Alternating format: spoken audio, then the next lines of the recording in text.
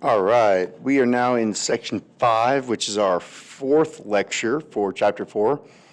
And we're going to talk about the 7 Years' War, or more commonly known as the French and Indian War. So, there were 87 years between the Glorious Revolution, where William and Mary took the throne, and the American Revolution. And of those 87 years, Britain was at war with France and the French allied Native Americans for 37 of those years. Now, these weren't wars in which European soldiers actually fought other European soldiers. Mostly, it was American militiamen fighting for the British against the French Catholics and their native allies in all of these engagements for the most part. This warfare took a really physical and spiritual toll on the British colonists, and British towns located on the border between New England and New France experienced intermittent raiding by the French allied Native Americans. These raiding parties would destroy houses and would burn crops, but they also would take captives, and they brought these captives to French Quebec. Some of them were ransomed back to their families in New England. Others converted to Catholicism and remained in New France. And in this sense, Catholicism really threatened to capture Protestant lands and souls. So France and Britain feuded over the boundaries of their respective North American empires. The feud really turned bloody in 1754 when a force of British colonists and Native American allies that was actually led by a young George Washington killed a French diplomat. This incident led to a war which would become known as the 7 Years' War, or, as I said, the French and Indian War. In North America, the French achieved victory very early in this war. They attacked and burned several British outposts, such as Fort William Henry in 1757. In addition, the French seemed to easily defeat British attacks, such as General Braddock's attack on Fort Duquesne, and General Abercrombie's attack on Fort Carillon, or what became known as Ticonderoga. These victories were often the result of alliances with Native Americans. But in Europe, the war really didn't begin until 1756, when British allied Frederick II of Prussia invaded the neutral state of Saxony. And as a result of this invasion, a massive coalition of French, Austrian, Russian, Swedish, they attacked Prussia and the few German states that actually go along and ally with Prussia.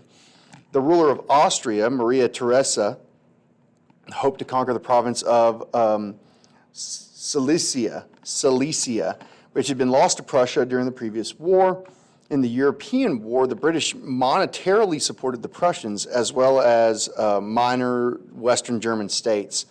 And they paid subsidy payments, and this allowed the German states to really fight against France and allowed the excellent Prussian army to fight against a much larger enemy alliance. However, in North America, the early part of the war really went against the British. The French defeated the British and Germans allies and then forced them to surrender at the Battle of Hastenbeck in 1757. Same year, the Austrians defeat the Prussians in the Battle of Colonial, and Frederick of Prussia defeats the French at the Battle of Rossbach, which you don't have to know all these battles or anything like that. But you do need to know kind of just along the lines of generally what's going on. The last battle there, the Battle of Rossbach, allowed the British to really rejoin the war in Europe. Just a month later, Frederick's army defeated the Austrians at the Battle of Leuthen. They reclaimed the province of Silesia. Then in India and throughout the world's oceans, the British and their fleet consistently defeated the French. So in June, Robert Clive and his Indian allies defeat the French at the Battle of Plassey. And with the sea firmly in their control, then the British could finally start sending additional troops to North America. When those troops arrive, it really allows the British to launch new offensives. The large French port of Louisbourg in present-day Nova Scotia falls to the British in 1785. 1759, James Wolfe defeats the French general Louis-Joseph de Montcalm in the Battle of the Plains of Abraham. Then in Europe, we see the British defeat the French at the Battle of Minden and really destroy large portions of the French fleet. 1759 was really one of these really miracle years for the British. They end up conquering French Canada and end up ending the war by 1760 with the British capture of Montreal.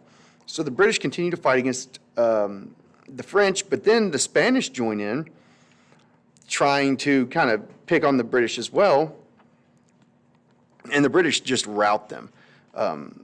They start taking land from the Spanish, and while the Spanish successfully defend land in Nicaragua and places like that, the British attacks are able to pretty much take control of Cuba and the Philippines in Asia. The 7 Years' War basically ends with peace treaties of Harris and Hubertsburg. The British received much of Canada and North America from the French, while the Prussians retained the province of Silesia. This gives the British a larger empire than they could actually even control, which contributes to a lot of tensions that end up leading to a revolution. It also exposed divisions within the newly expanded empire, including language, national affiliation, religious views.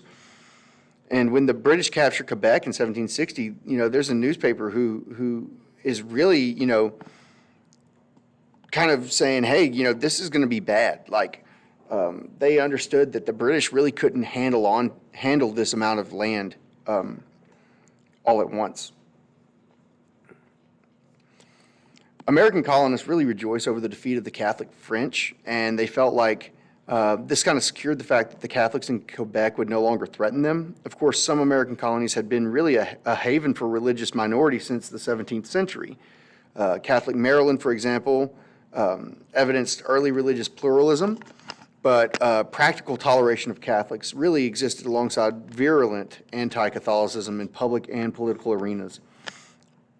It was powerful and enduring, and it kind of was born out of this warfare and competition between Britain and France. In part because of the constant conflict with Catholic France, Britons on either side of the Atlantic really rallied around Protestantism. The British ministers in England called for a coalition to fight the French and Catholic empires. Missionary organizations such as the Society for Promoting Christian Knowledge and the Society for Propagation of the Gospel were founded at the turn of the 18th century to basically help evangelize Native Americans and really limit the Jesuit conversions.